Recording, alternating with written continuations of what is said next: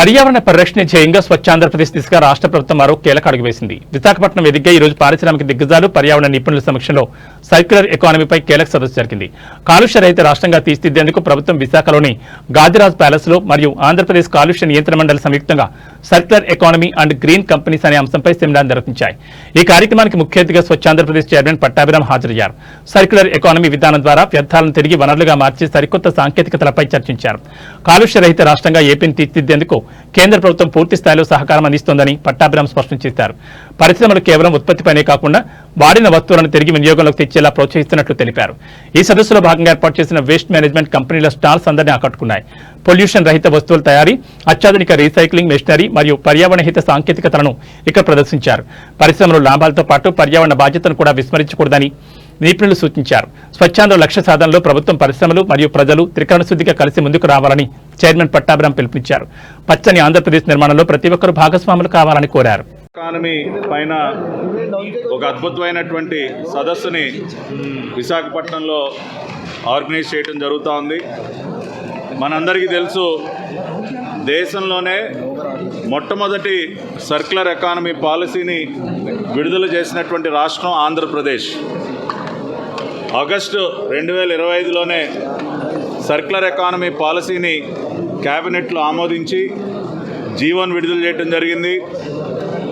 ఫిబ్రవరి ఈ నెలలో operational guidelines కూడా మరి చంద్రబాబు నాయుడు గారి సారథ్యంలో ఆంధ్రప్రదేశ్ రాష్ట్ర ప్రభుత్వం విడుదల చేయడం జరిగింది. ఆ రకంగా దేశంలోనే ఆంధ్రప్రదేశ్ మొట్టమొదటి రాష్ట్రం. సర్క్యులర్ ఎకానమీ అంటే ఏంటి, దీనివల్ల ఉపయోగాలు ఏంటి అనే అంశం పైన కూడా పెద్ద ఎత్తున ప్రజలకు అవగాహన కల్పించి, అదేవిధంగా ఈ సర్క్యులర్ ఎకానమీ పాలసీని ఉపయోగించుకుని పెద్ద ఎత్తున పెట్టుబడులు రాష్ట్రానికి తీసుకురావడం కోసం ఈ రోజున ఈ కాన్ఫరెన్స్ని ఇక్కడ ఏర్పాటు చేయటం. సర్క్యులర్ ఎకానమీ సాధించాలి అంటే మనం ముఖ్యంగా 3R కాన్సెప్ట్ ఏదైతే ఉందో, reduce, reuse and recycle. Recycling అనేది మనం పెద్ద ఎత్తున ప్రోత్సహిస్తేనే సర్క్యులర్ ఎకానమీని మనం సాధించగలం. ఆ రకంగా హౌస్ హోల్డ్ లెవెల్లో సెగ్రిగేషన్ని ప్రోత్సహించి dry waste and wet waste కింద హౌస్ హోల్డ్ లెవెల్లో సెగ్రిగేషన్ ప్రాపర్గా చేసినట్లయితే మనం రీసైక్లింగ్ని పెద్ద ఎత్తున చేపట్టేటటువంటి అవకాశం ఉంటుంది. హౌస్ హోల్డ్ లెవెల్ సెగ్రిగేషనే కాకుండా ఈ రోజున స్వచ్ఛాంధ్ర కార్పొరేషన్ సారథ్యంలో రాష్ట్ర వ్యాప్తంగా 107 ఫ్రెష్ వేస్ట్ ప్రాసెసింగ్ సెంటర్స్ని ఏర్పాటు చేస్తున్నాం.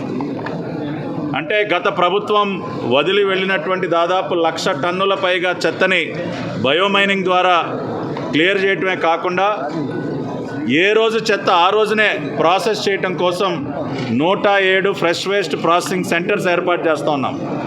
అంటే భవిష్యత్తులో రాష్ట్రంలో ఇక డంప్ యార్డ్ అనేది కనపడకుండా చేయటం కోసం ఈ 107 ఫ్రెష్ వేస్ట్ ప్రాసెసింగ్ సెంటర్స్ ఏర్పాటు అవుతూ ఉన్నాయి. ఈ ఫ్రెష్ వేస్ట్ ప్రాసెసింగ్ సెంటర్స్లో వేస్ట్ ప్రాసెసింగ్ చేసి వెట్ వేస్ట్నేమో పెద్ద ఎత్తున కాంపోస్ట్ కింద రైతులకి సేంద్రియ వ్యవసాయానికి ఉపయోగపడే విధంగా పెద్ద ఎత్తున కాంపోస్ట్ తయారీ చేపట్టబోతున్నాం. ఆ కాంపోస్ట్ కూడా రైతులకు ఉపయోగపడే విధంగా దాని యొక్క న్యూట్రియంట్ వాల్యూస్ని పెంచి ప్రతి సంవత్సరం 5 లక్షల నుంచి 6 లక్షల టన్నుల కాంపోస్టు, జీరో బడ్జెట్ న్యాచురల్ ఫార్మింగ్కి ఉపయోగపడేటటువంటి కాంపోస్ట్ని తయారు చేయగలిగినటువంటి సామర్థ్యం ఈ రోజున మనకుంది. ఈ 107 ఫ్రెష్ వేస్ట్ ప్రాసెసింగ్ సెంటర్స్ ద్వారా అది చేపట్టబోతున్నాం.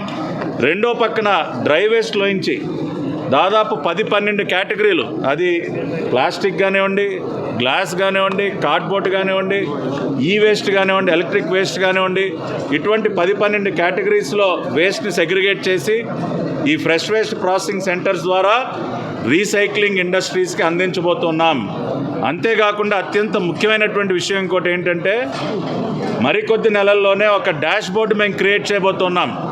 ఒక రియల్ టైం డాష్ బోర్డు ద్వారా రీసైక్లింగ్ ఇండస్ట్రీస్ వారందరూ కూడా ఎక్కడ ఎంత చెత్త అందుబాటులో ఉంది, ఎక్కడ ఎంత ప్లాస్టిక్ అందుబాటులో ఉంది, ఎక్కడ ఎంత పేపర్ అందుబాటులో ఉంది, ఇవన్నీ కూడా వాళ్ళు ఒక డాష్ బోర్డు ద్వారా తెలుసుకునేటటువంటి అవకాశాన్ని కూడా చంద్రబాబు నాయుడు గారు ఎప్పుడు ఏదైతే చెప్తారో, మీరు టెక్నాలజీని అందిపుచ్చుకోండి, టెక్నాలజీ ద్వారా మన సొల్యూషన్స్ని ఇంకా బెటర్ సొల్యూషన్స్ క్రియేట్ చేయాలని ఏదైతే చెప్తా ఉంటారో మరి వారి దిశానిర్దేశం మేరకు ఈ డాష్ బోర్డ్ని కూడా మేము క్రియేట్ చేయబోతున్నాం. మరి కృష్ణ గారి సారథ్యంలో material recycling association of India వారిని మేము పలుమార్లు కలిసినప్పుడు వారు మమ్మల్ని కోరింది కూడా మేము రీసైక్లింగ్ ఇండస్ట్రీస్ పెడతాం, కానీ మాకు తగిన